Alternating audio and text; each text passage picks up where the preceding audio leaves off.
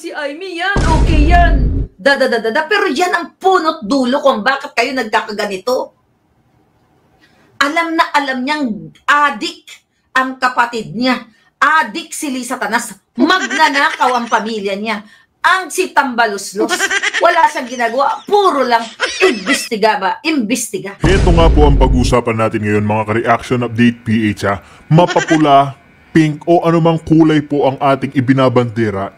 Sa September 21 ho mga ka-update, meron ho tayong tinatawag na pagkakaisa. Diba mga ka-update? It doesn't matter ho kung mga pink lawan tayo, kahit sino ho ang sinusuportahan natin, ngayon mga kapatid, kailangan ho nating magtulong-tulong puksain ang korupsyon ng ating bansa.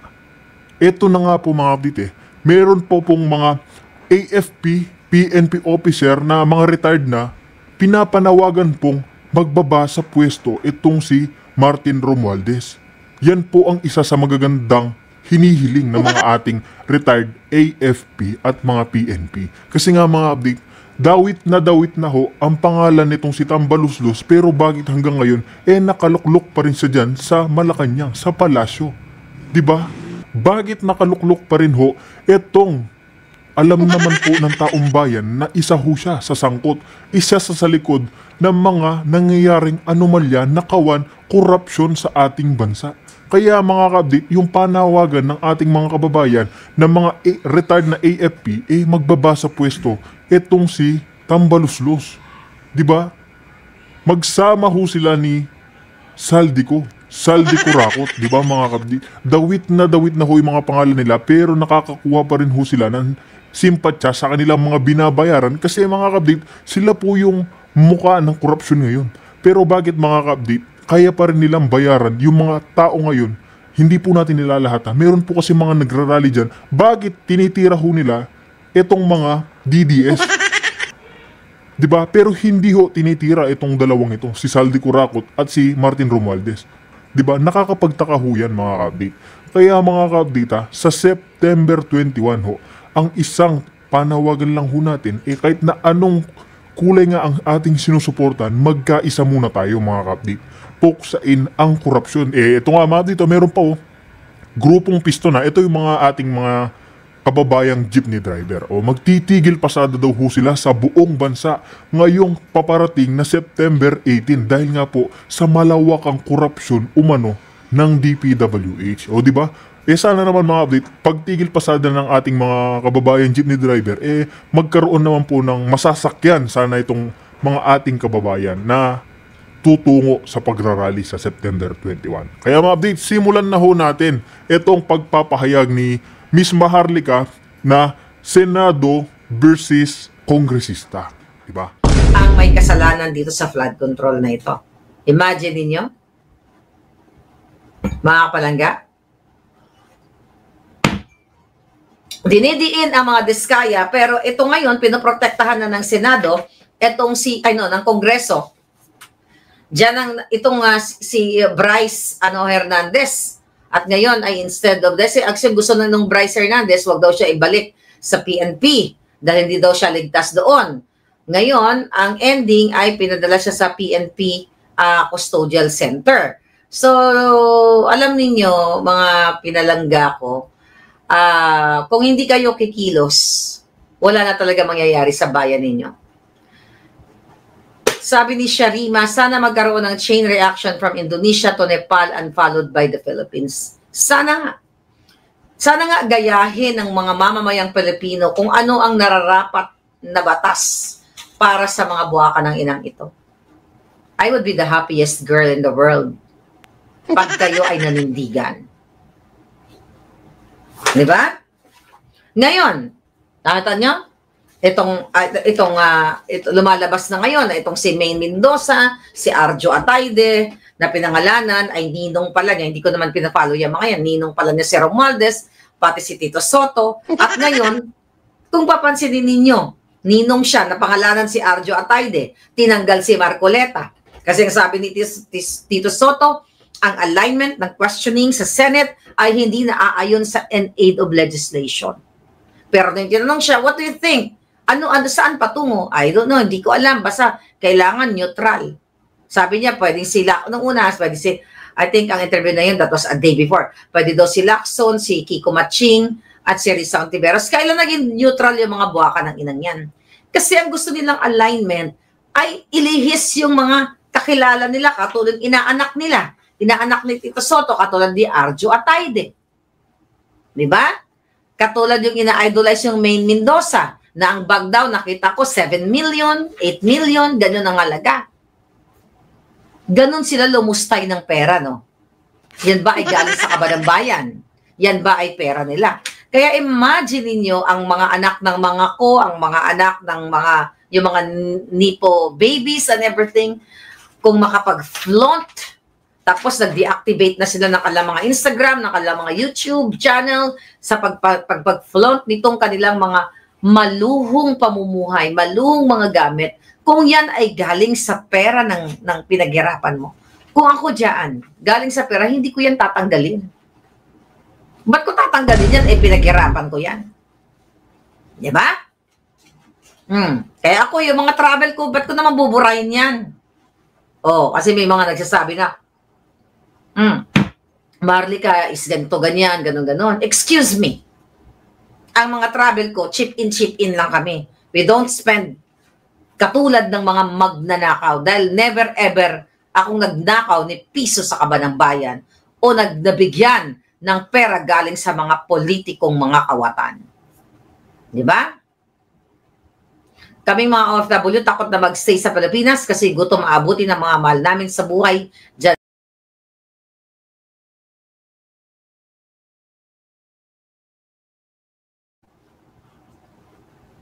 Ay larawan ng pamilya niyang crocodile. Walang kabusugang mga buwaya. Dahil kung matino si Amy Marcos, kahit nasa minor, ang hirap kasi sa inyo, ang tatanga at ang bobobo ninyo eh.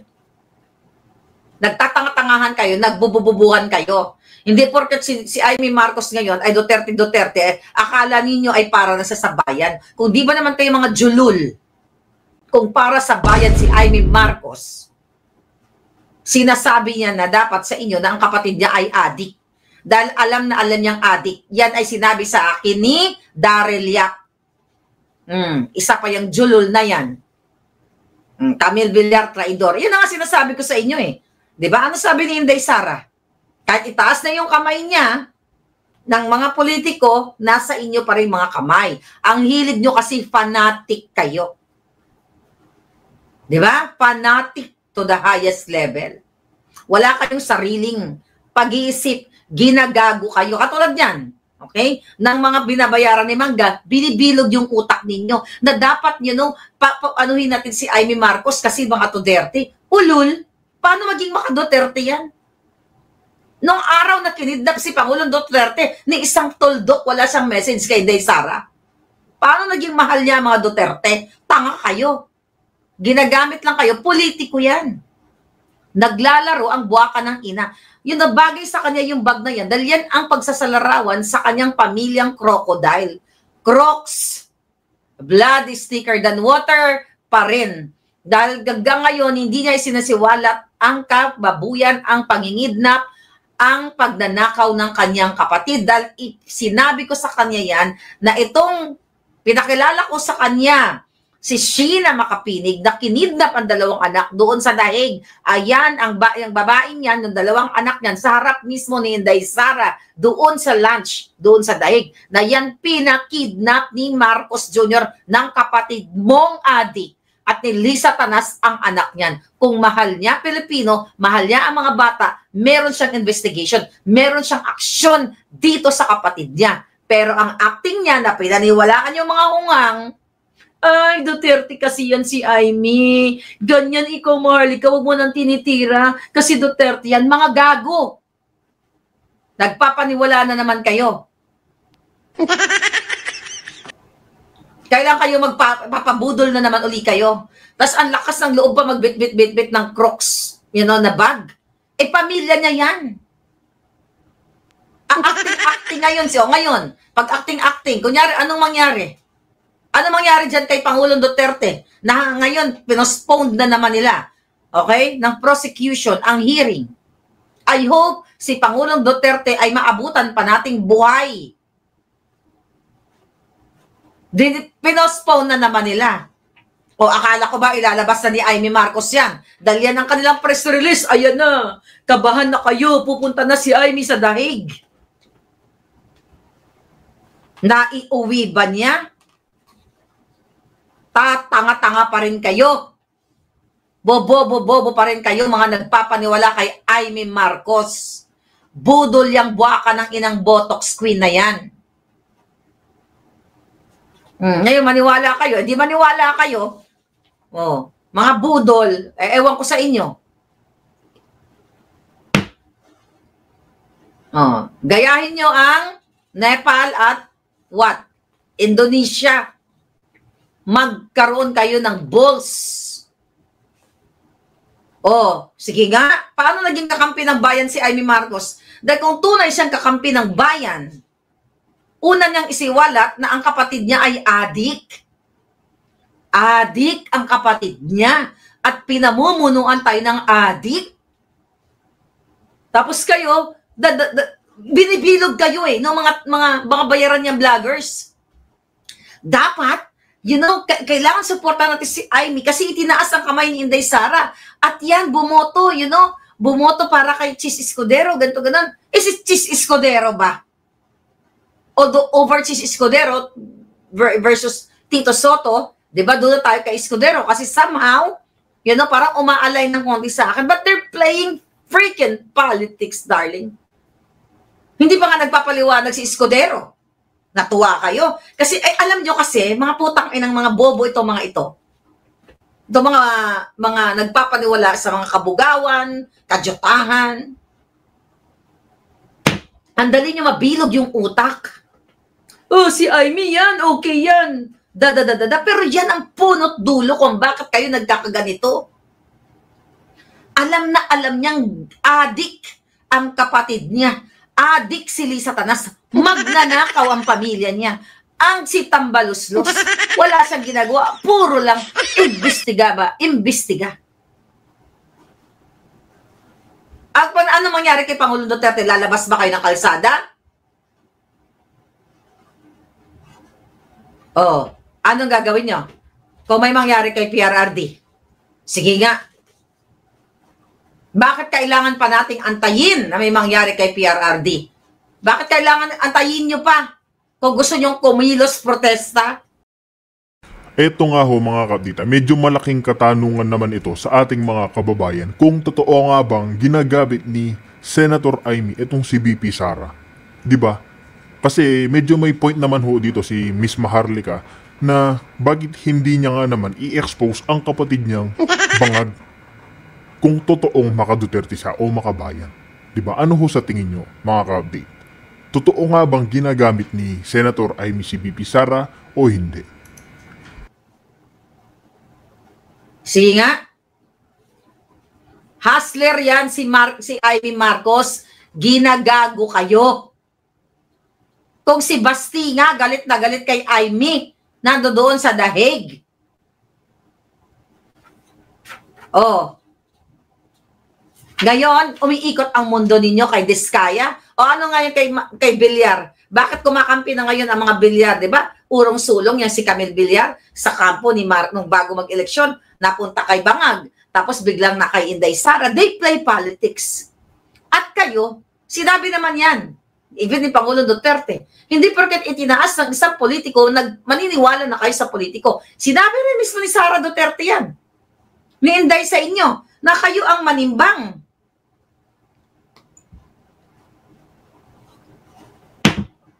Ano sabi na nag-comment? Di ba dati number 1 fan ka ni Bangag? Yes! Pero nung nalaman kong addict siya, nanindigan ako. Hindi katulad mo na nagtatanong, isa kang bobo, tanga. Na nagpapabudol. Dahil kung gusto ko lang magkapera nung panahon okay, ng panahon ni Bangag, hindi na ako nagdaya ng buhay. At ang kapalit ay kaso. Nanindigan ako. Ikatobi, wala nang yung mga men in uniform, wala na. Hasley V. Garcia, mga balimbing. Wala na yan, konti na lang natitira. Oh my God, I don't know kung may natitira pang konting-konting matino dyan sa Senado at Kongreso. Wala na, lahat magnanakaw. Kailangan yung kumilos. Nililigaw kayo ng landas. Nakakabalik. Mo si Dilima na lumantak ng saba, nandyan. Si Pangilinan, si Kiko Matching, nandyan. Nasa hinagap, hindi mo alam kung, paano nanalo. Wala eh. Ang gagawin nyo na lang, nagpapauto kayo. Si Amy. Ganito. Recently, mayroon sila dyang privilege speech ba yan? Galit na galit si, si Senator Bato.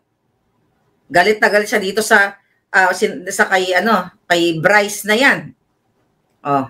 Tignan natin ang mga kaputahan nila. Kawawa talaga kayong mga mamamayang Pilipino. Okay? Anong mga eksena ni Senator Bato recently?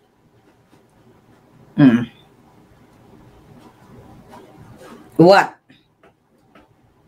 Galit na galit si Senator Bato. Ano sinasabi niya? Kinulong siya doon. At nang kinulong siya doon, look, what happened? Binubombard siya doon, pinupuntahan siya doon at siya sabihan na huwag yung gusto namin na mangyari, gawin mo na para makalabas ka na dito sa kulungan. Hindi nag-give in si Colonel Rialdo.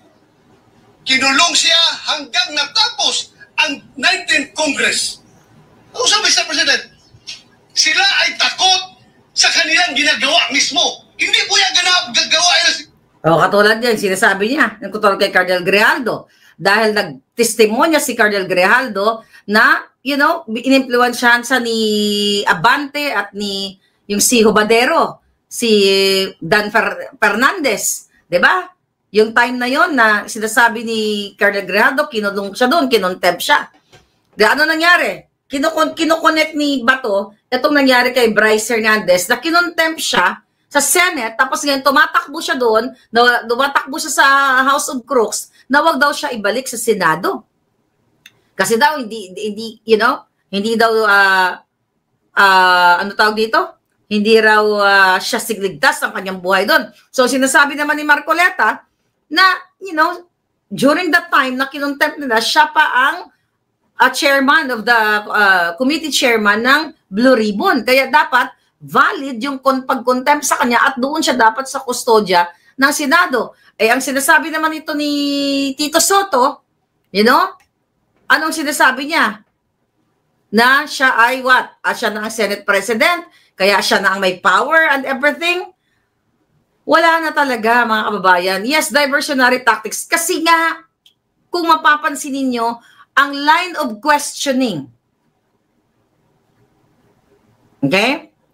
Ang line of questioning ng Congress ay talagang ititirahin lang itong mga kontraktor. Ilalabas nila yung mga pinuno, okay? Kung saan yung kumakamal ng limpak-limpak na salapi, katulad ni Tambalusdos at na si Zaldico, na iyan ulitin ko, na in-expose ko sa inyo noong 2023, na inamin mismo ni Zaldico na yes, meron silang nabiling bahay noong 2023. Kanilang sa sworn statement, sa declaration nila sa kaso, na totoong nakabili sila ng bahay sa Forbes Park. Okay? At syempre, hindi nila aminin na yun ang nilalagyan nila ng pera.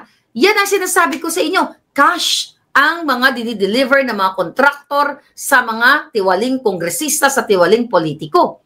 Diba inilabas ni Bryce Hernandez yung picture ng tangkas-tangkas na pera, milyon-milyon, tigi 1,000 peso bill, mga kababayan, at yun ay bayad sa kanila ng mga kontratista. Kaya kung magkasino sila, ganun-ganun na lang. Kaya kawawa kayo. Ewan ko ba sa inyo? Kung kailan kayo talaga maninindigan, wala nang solusyon, wala na tayong pag-asa sa Kongreso, wala na tayong pag-asa sa Senado. Kailangan nyo nang pumunta sa kalsada, sabi ni Dida Cabangan. Wala na mangyayari yan sa inyo. Budol na lahat. Diba? Cash, sabi ni Barkadahan, forever cash to cash. Kasi nga, para walang record. Kaya nga sabi ng mga diskaya, meron silang ledger.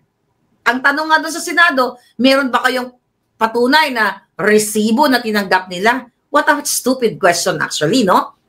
Okay? You know why? Sa tingin nyo ba mga politiko, pipirma yan na nakareceive ako ng 50 million, 100 million? Of course not, darling. Kasi alam nila, later on, yun ay magiging ebidensya sa kanila. So, ano gagawin nyo? Mas matatapang pa sa inyo ang Indonesia at mga Nepali. Kayo, ang mga Pilipino, wag na kayong, sabi ko nga, wag na kayong kumanta ng lupang hinirang, bayag magiliw, di ba? Inano natin, inisa-isa natin dati yan, ang mamatay ng dahil sa'yo. No! Hindi kayo nagpapakamatay para sa bayan ninyo. Nagpapakamatay kayo sa baha, sa hirap, dahil talawan kayo. You don't care about your country at all. Puro drama lang ang ginagawa ng mga hinayupak.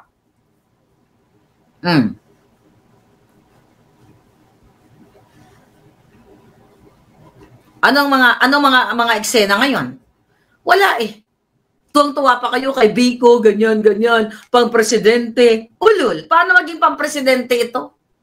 Ngayon, iisa na. Nakita mo yung ginagawa ng Bangag Jr.? Si Tito Soto na, ang Speaker, Senate President, ang Speaker of the House, ganun pa rin. Ano ang sabi nila dyan, di ba? May mga, nung habang nag-i-enjoy nga ako sa aking pamamasyal, may mga dumarating na, papalitan na si Tambaluslos, as Speaker of the House. Napalitan ba siya?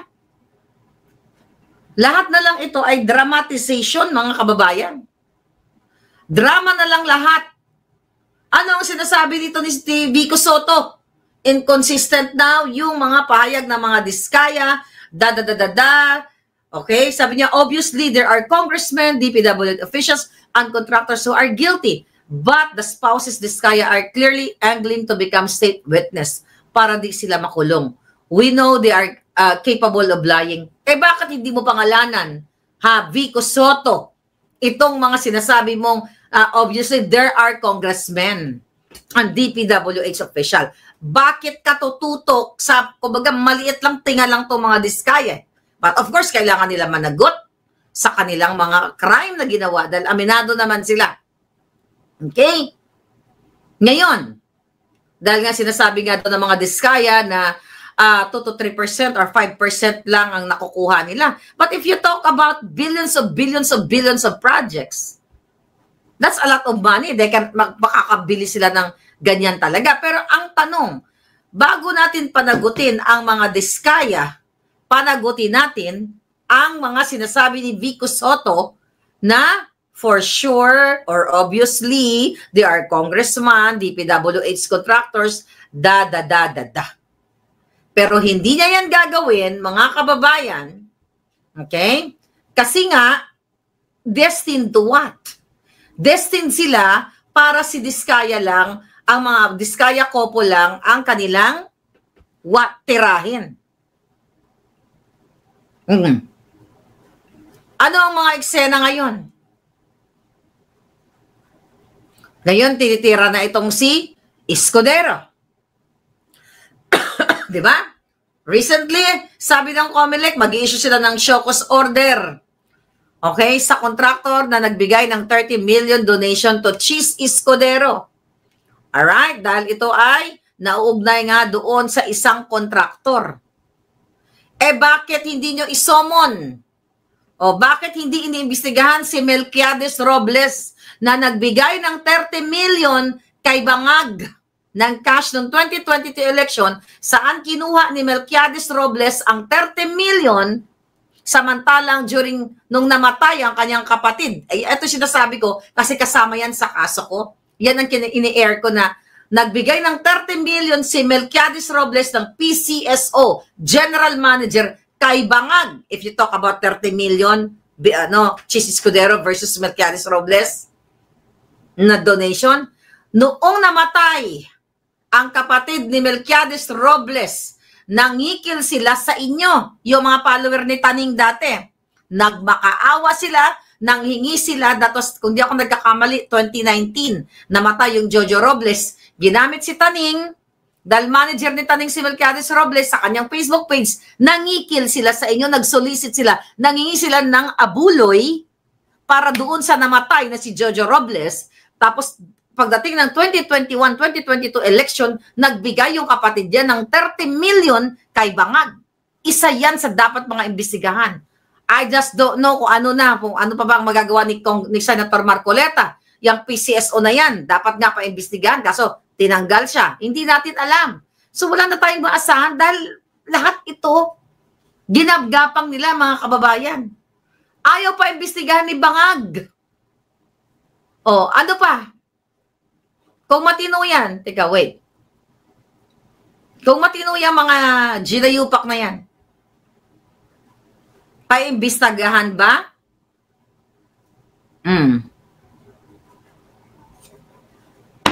Sinabi ko nga, ang punot dulo nito si Lisa Tanas at si Bangag.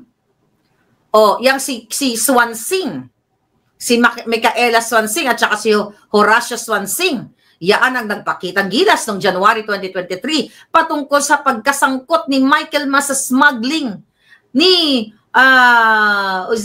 ni Rubio na appointee din ni Bangag sa smuggling. Ano nangyari doon?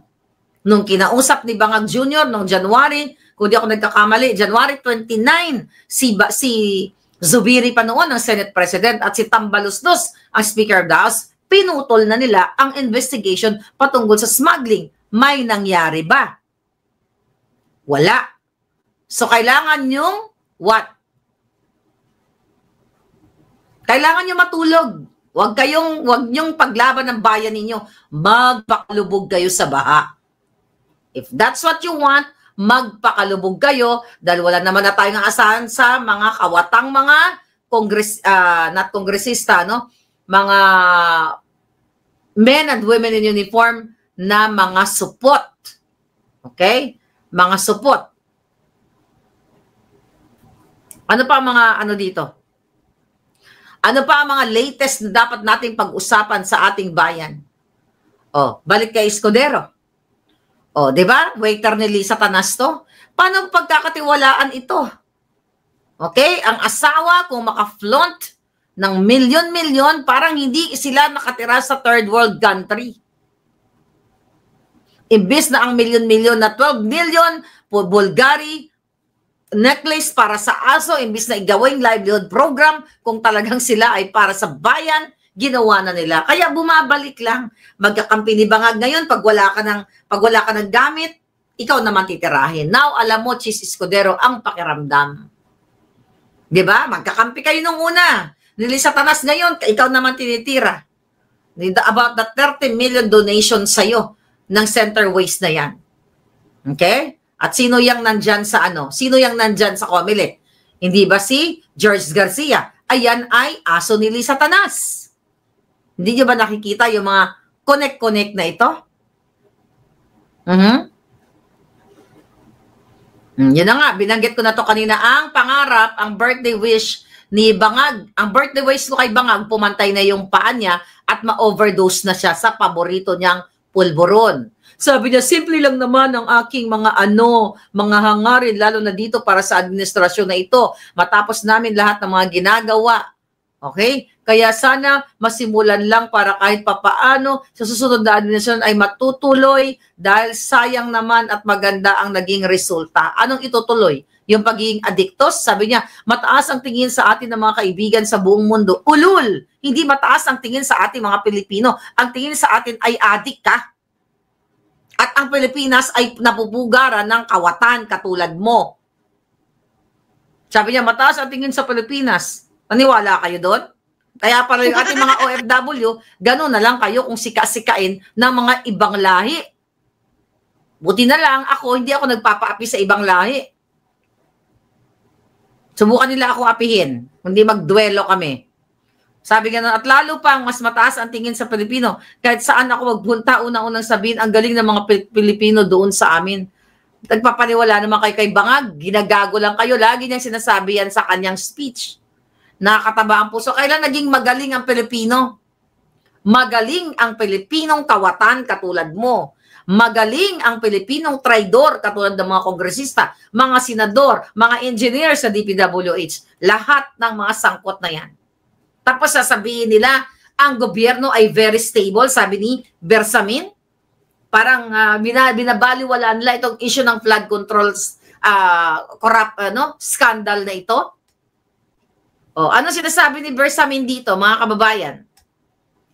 I don't see any obstacles yet because these are still, sabi niya, resource person speaking. This is about yung mga sinasabi nito ng mga resource person dyan sa Senado at Kongreso tungkol sa flood control. Mga resource person lang daw yan. Okay? Kaya walang, parang nasa investigation stage pa lang, so stable pa rin ang gobyerno. Stable? Hanggang nagkalubog-lubog na kayo sa ba, stable pa rin. Sabi itong Julul na Bersamin na ito na kumikita din. Yan ay mga pasabog ako dyan 2023 pa lang sa inyo.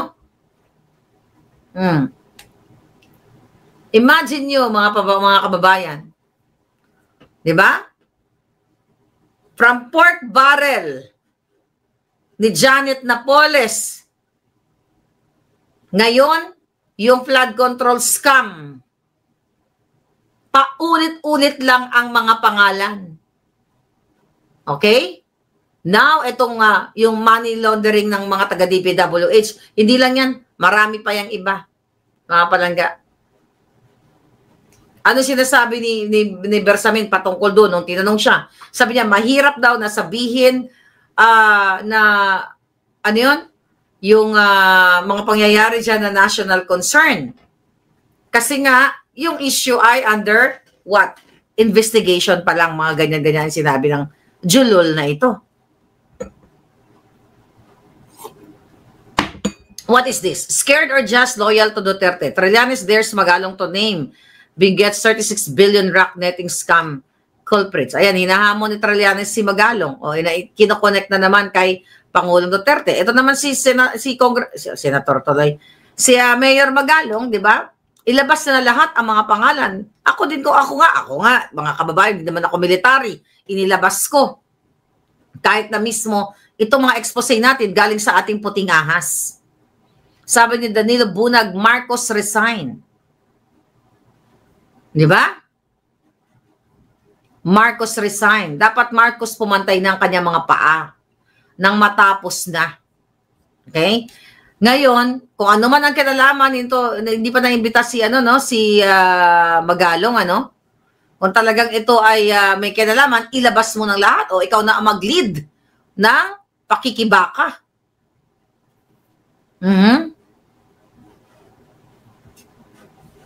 What else? Nag-motion daw si Senator Marcoleta sa plenary ito lang recently para ibalik nga itong si Bryce Hernandez.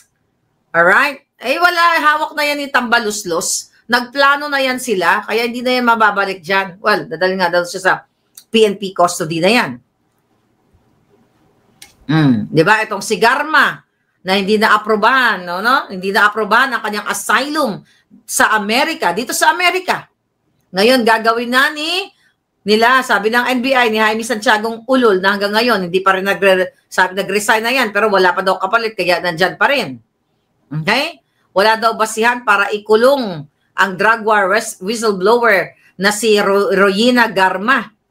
Ang sabi ng NBI chief, walang lumalabas na active warrant of arrest laban kay Garma, pareho sa House of Representatives at Senado sa ilalim ng 20th Congress. Kasi nga, hawak din nila yan.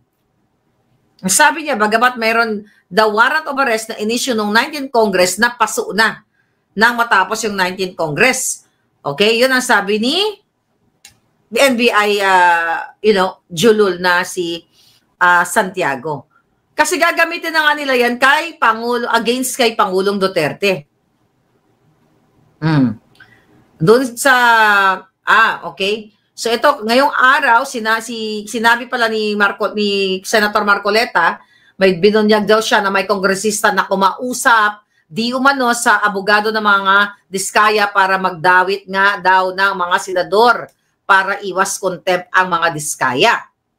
At sinasabi dito, mga kababayan, ni Senator Marcoleta, yun nga, na para hindi makontempt ang mga diskaya ay dapat may madamay silang mga senador. Nakatanggap daw ng text, okay, mula sa abogado ni Curly ni Carly Diskaya kung saan may kongresistang kumausap umano sa kanila na magbanggit ng senador sa kasagsagan ng pagdinig sa House Infrastructure Committee hapon September 9 dahil kung hindi ay ipapakontempt umano sila. 'Di ba? Kaya nga ngayon may mga sinasabi si Carly na may kinausap siya nung time ng panahon ni Pangulong Duterte patungkol nga dito sa flood control. 23 years na sila. So, definitely, every administration, mga kababayan, ay meron talagang sila kausap. Kaya sabi ko,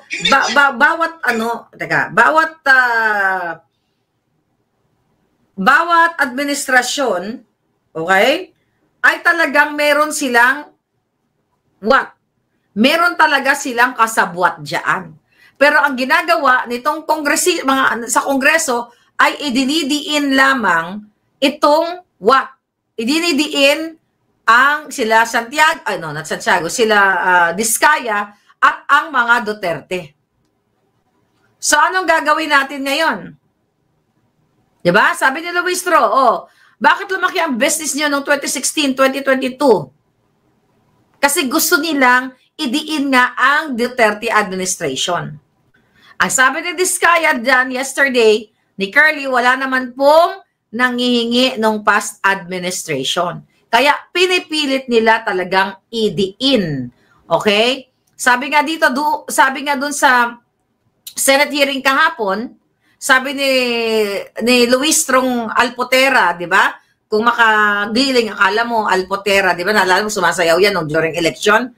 Sabi niya, Mr. Diskaya, during the previous administration, 2016 to 2022, it shows that you are the top one contractor from July 2016 to December 2017. That's 1.5 years. The total value of awarded contracts is 12 billion. Please explain to me.